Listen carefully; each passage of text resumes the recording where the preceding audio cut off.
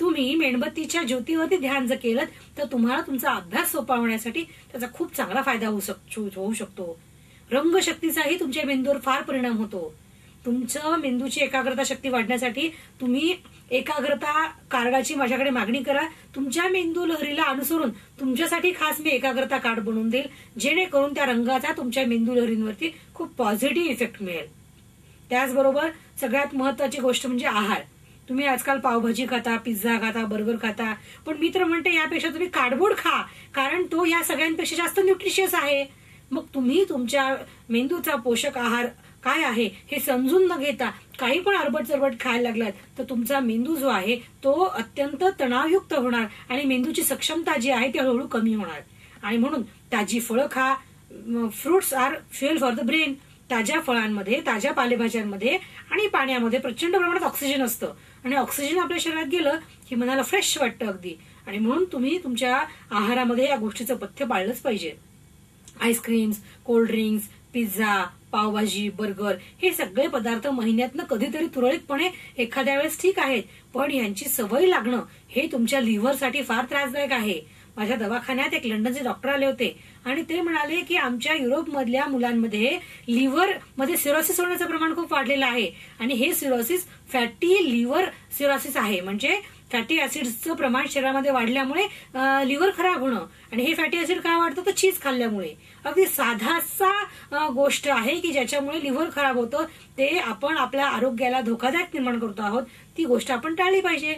चीज खाणं, बटर खाणं या गोष्टी आपल्या आरोग्याला त्रासदायक आहेत. आणि म्हणून बाहेरचे पदार्थ खाल्ले, जर आपण हॉटेलमधले पदार्थ खाल्ले जे की चमचमीत असतात, तुमच्या जिभेला चांगले लागावेत म्हणून ते तयार केलेले असतात, पण ते तुमच्या मेंदूला चांगले असावेत म्हणून त्याच्यामध्ये कुठलाही न्यूट्रिशियस घटक नसतो.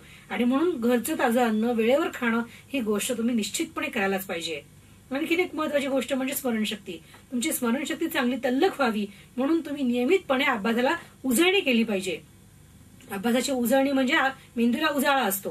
तुमच्या नोट्स चांगल्या काढल्या पाहिजेत. तुमचे नोट्स म्हणजे तुमचं सेकंड ब्रेन असतं, म्हणून तुमची मेमरी चांगली व्हायची असेल तर तुमच्या नोट्स ज्या आहेत त्या चांगल्या असल्या पाहिजेत.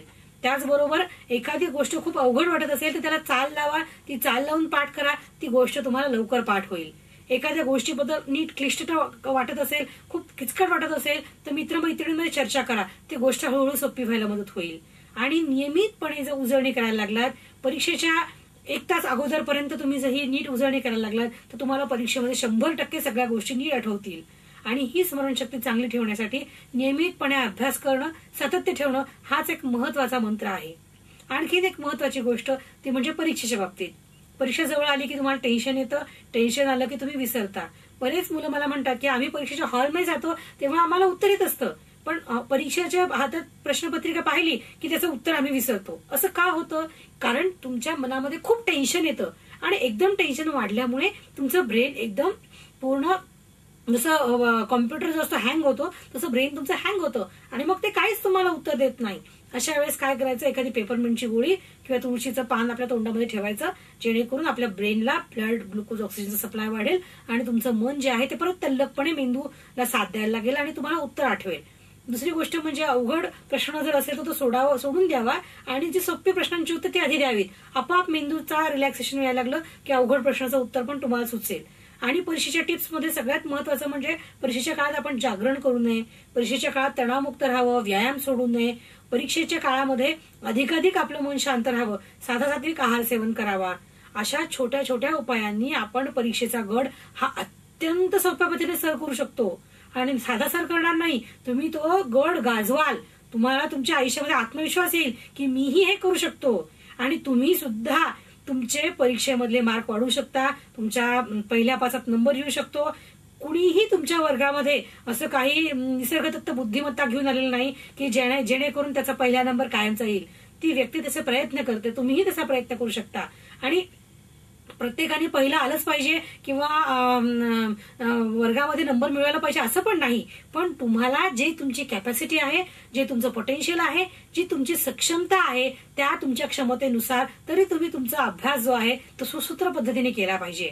आणि ही अभ्यासाची पद्धत जी आहे, बुद्धिवर्धन पद्धत, ही जर तुम्ही आत्मसात केली तर तुम्हाला अभ्यास अत्यंत सोपा व्हायला लागेल.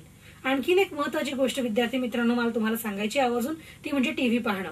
तुम्ही काय करता, टीव्ही समोर बसता आणि मग तुम्हाला कंट्रोल राहत नाही. 3 तास 4 तास कधी कार्टून्स बघता, कधी तुम्ही म्हणता आम्ही डिस्कव्हरी बघतो, 3-3 तासाच्या फिल्म्स बघता. आणि या सगळ्या गोष्टींमुळे तुमच्या ब्रेनवर जो वाईट इफेक्ट होतो तो तुम्हाला कळतो का?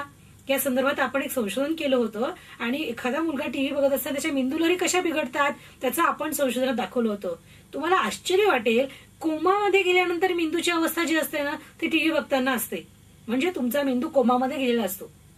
म्हणजे तुमच्या मेंदूची कल्पनाशक्ती नष्ट झालेली असते, तुमच्या मेंदूमधली सृजन क्षमता कमी झालेली असते, तुमच्या मेंदूमध्ये श्रवणशक्ती आणि दृकशक्ती या दोन्हींवरती प्रचंड ताण पडलेला असतो. आणि या सगळ्यांमुळे तुमचा मेंदू अर्धा तास टीव्ही बघितल्यानंतर 4 तास विचलित असतो. म्हणजे बघा तुम्ही केवढं मोठं धोका तुमच्या मेंदूसाठी घेत आहात. त्याऐवजी तुम्ही टीव्ही बघण्याच्या ऐवजी तुम्ही बाहेर जाऊन खेळलात तर तुम्हाला दुपटीने लाभ होईल. टीव्हीचं सिरियल बघण्यापेक्षा एखादं पुस्तक वाचलं तर तुमचा मेंदू अधिक तल्लख होईल.